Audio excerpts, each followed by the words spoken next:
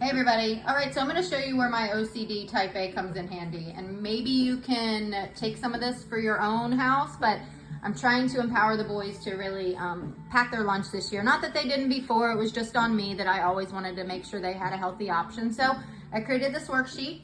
So every morning, or actually every night before, this is what they're going to be going to get ready for the day following. So come with me, we're going to go to the pantry. Step one is just to get a lunch bag. So Riley actually helped me because that's my other OCD in the house. So lunch bag is here. Then they'll go back to the kitchen and make a sandwich. Then they'll come back here and pick 2 snacks. You can tell, yep, that's Riley's work.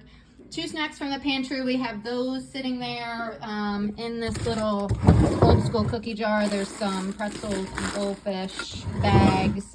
And then we have this hanging over the door too, which is really helpful too, because if we happen to do like chicken nugs, there's ketchups and everything that we've collected here over time.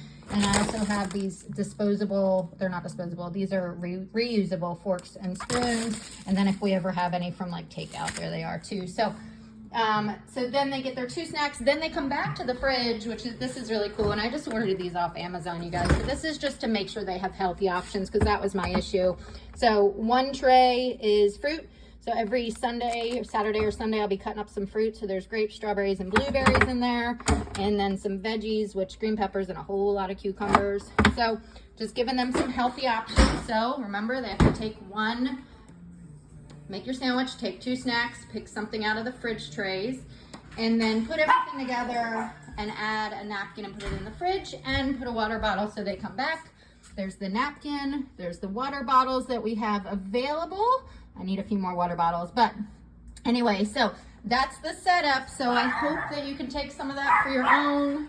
Molly says the same, but there you go. Lunch packing checklist.